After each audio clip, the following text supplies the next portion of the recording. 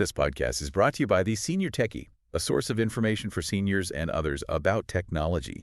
You know, if you feel like you spend half your day squinting at your phone trying to remember which tiny little icon does what, well, you are definitely not alone. That frustration with all the multi-step navigation on a smartphone, it's a real barrier, and it's especially tough if you're dealing with vision challenges or dexterity issues. And that friction, that little moment of hesitation you have before starting a simple task on your phone, that's what we're really digging into today. Okay.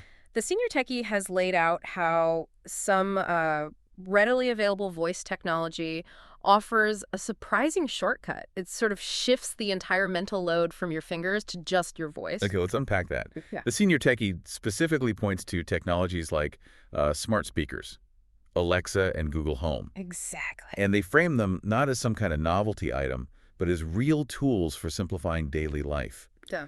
Why the focus on voice for, the 55-plus audience?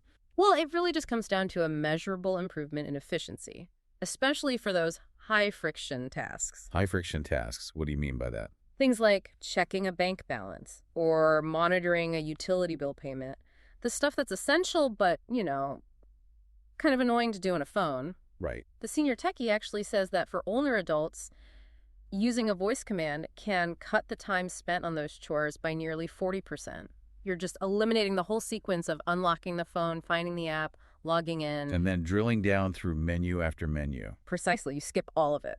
I really like that perspective. Quantifying the time saved. So it's not just about, tired fingers, which is a real physical benefit. There's a huge cognitive reward here, too. There is.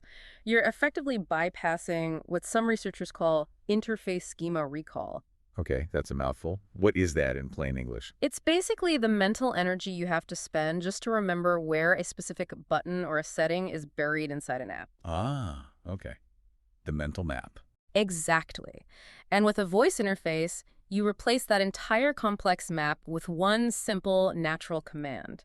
The Senior Techie really emphasizes that this lets you focus purely on the task itself, the what, instead of struggling with the tool, the how. That makes so much sense. It's less about you having to master a machine and more about the machine finally meeting us halfway. But, for someone moving from a touchscreen, that leap to just using your voice can still feel a little daunting.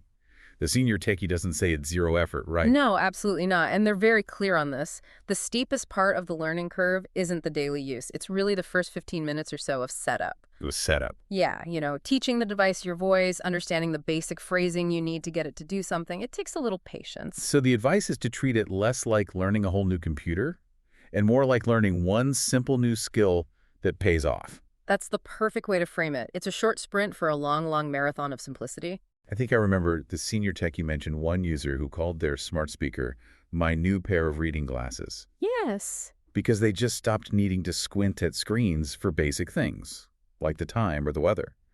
It becomes part of the home, not just another screen to stare at. And that's the core message here. The power of this tech is that it adapts to us. Our voices are in control, not our fingers trying to master some frustratingly small interface. So, as you think about all this, here's a thought. What are the 2 or 3 most frustrating small screen tasks you do every single day? Could you maybe eliminate that screen interaction entirely just by using one simple voice command tonight? This podcast was brought to you by the Senior Techie. It's available on Apple Podcasts, YouTube, and Spotify. If you'd like to keep up with our newsletters, you can subscribe for free by going to theseniortechie.com.